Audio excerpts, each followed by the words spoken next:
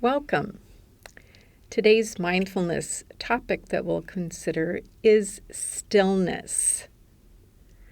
When asked what we really want in our life, most of us would distill our wants down to the basics.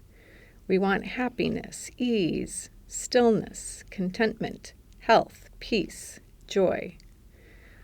I'm fairly certain there's not one of us out there who would desire more stress, more disease, more fighting, more anger, more rage. And yet moving toward ease, contentment, stillness, peace, health, and happiness, the things we really desire, it often can feel like we're moving through mud. We get lost in our doingness. We get lost in the busyness of our lives.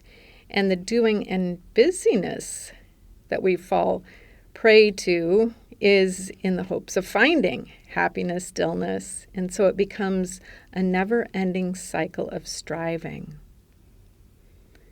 But what if that which we really wanted is right here, right now, and no further than the short distance between head and heart? As a review, mindfulness, paying attention on purpose with curiosity, invites us to become aware and contemplative. That means becoming aware of how we think, what we're feeling, how we act in any given moment, and to check in to discover and discern whether what is happening brings us to ease, stillness, or unease, unstillness. Is what we're thinking, feeling, and doing bringing us towards that happiness that we desire?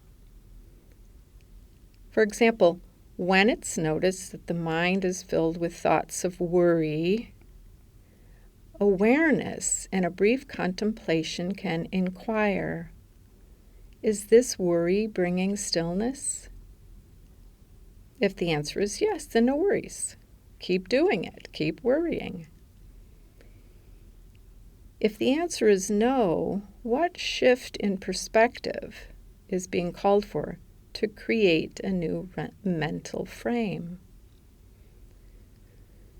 We don't ask if this is right or wrong, if this is good or bad. We ask if this is bringing an unconditional stillness, a stillness that is not reliant on outside circumstances.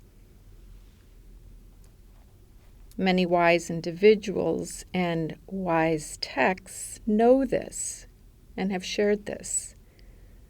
Within the Holy Scriptures, there is the phrase, "Be still and know." Listening to the still, small voice within. Lao Tzu said, "Stillness is the gateway to eternity." And more recently, Eckhart Tolle, "It is inner stillness that will save and transform the world." It's important to recognize that stilling the mind does not mean stopping the mind. T.S. Eliot stated that when we are still moving. Bees and hummingbirds move very fast in order to remain still. And so in the meditation that we'll be sharing together, the idea is to find stillness, not stop.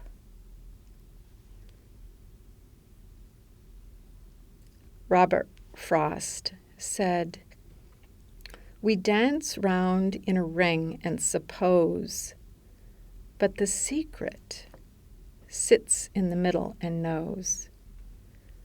And so that's what we'll be doing. Sitting in our own middle, stilling, so that we can find access to ease, contentment, and happiness. So come to know this moment, bring attention to here, now.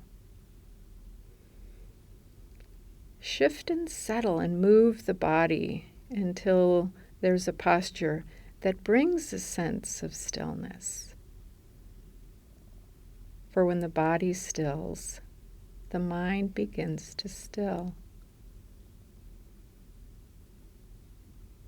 Listen for the sound of the bell that will open and close our time.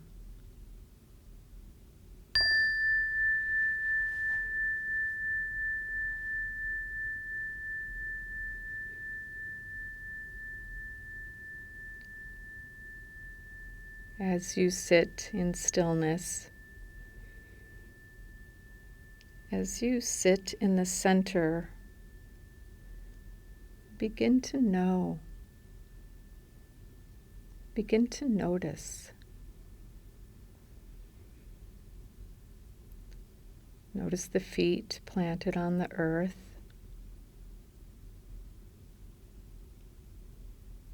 Notice the sensations, the firmness, the softness, coolness, and warmth.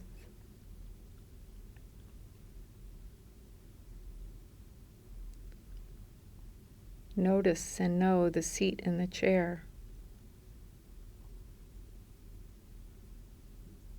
Feel what it feels like to be supported by object.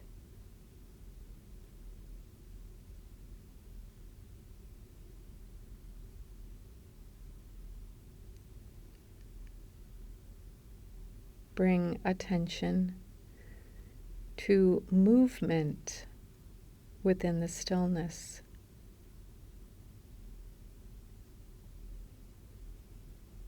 The rise and fall of the chest.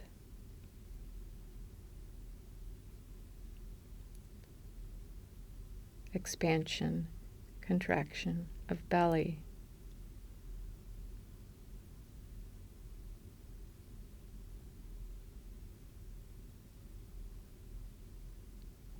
There's movement in the mind. It might be moving fast. It might be moving slow.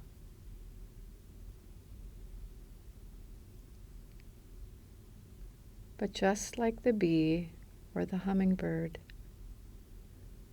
the movement has capacity to yield stillness.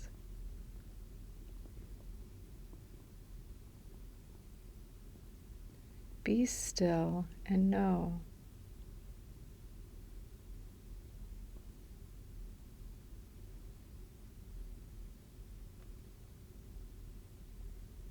Within this body,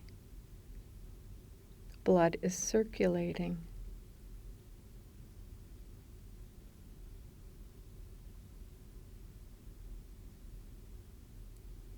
Within this body, digestion is occurring.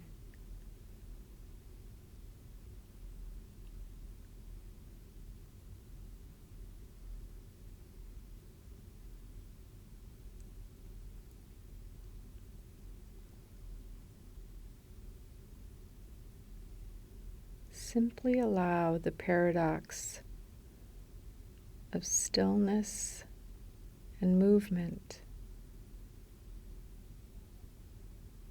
together.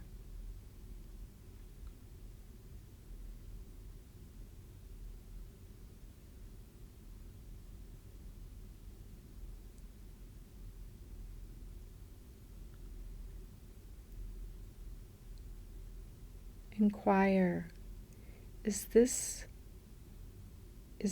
now moment moving me towards unconditional stillness?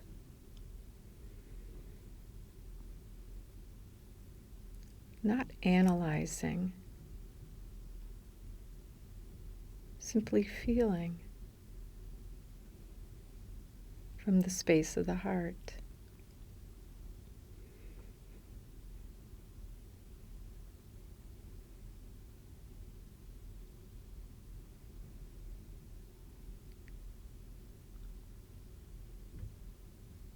Our ease, our peace, our contentment is found right here.